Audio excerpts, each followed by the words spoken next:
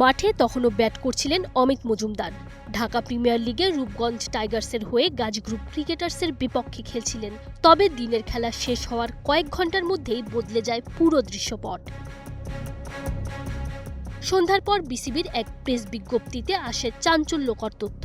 বিপিএলের দ্বাদশ আসরে দুর্নীতিমূলক কর্মকাণ্ডে অভিযুক্ত 4 জন সাময়িকভাবে নিষিদ্ধ, আর সেই তালিকায় আছে একমাত্র ক্রিকেটার অমিত মজুমদার।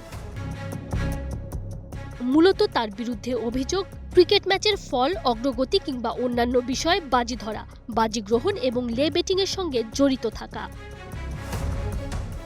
ক্রিকেটের ভাষায় লে বেটিং মানে কোনো দল বা খেলোয়াড় হারবে সেটার উপর বাজি ধরা।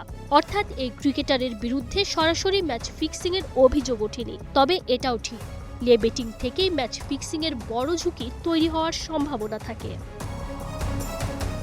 তবে অদ্ভুত হলেও সত্য, বিপিএল বেটিংয়ে অভিযুক্ত অমিত নিজে কখনো বিপিএল খেলেননি। আরও অবাক করা বিষয়, তদন্ত সংশ্লিষ্ট সূত্র বলছে বিপিএল এর পাশাপাশি আইপিএলেও বেটিং সংশ্লিষ্ট তথ্য পেয়েছেন তদন্তকারীরা। ফ্র্যাঞ্চাইজি টি-20 লিগে দুর্নীতির দায়ে অভিযুক্ত অমিতের অবশ্য ক্রিকেট ক্যারিয়ারে টি-20 খেলার অভিজ্ঞতা একেবারেই কম, মাত্র 6টা ম্যাচ। 2008 সালে পেশাদার ক্যারিয়ার শুরু করা অমিত মূলত ফার্স্ট ক্লাস আর লিস্ট এ ক্রিকেটেরই পরিচিত মুখ। 2008 ও 10 অনূর্ধ্ব-19 বিশ্বকাপে খেলেছিলেন, শ্রীলঙ্কা আর জিম্বাবুয়ের বিপক্ষে করেছিলেন সেঞ্চুরিও।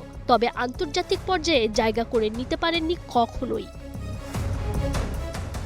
চলমান ডিপিএল এর নাম থাকলেও আপাতত সব ধরনের ক্রিকেট থেকে তাকে দূরে থাকতেই হচ্ছে। 14 দিনের মধ্যে দায় স্বীকার করে শাস্তি মেনে নেয়া কিংবা অস্বীকার করে ট্রাইব্যুনালে শুনানির অনুরোধ তিনি করতে পারবেন।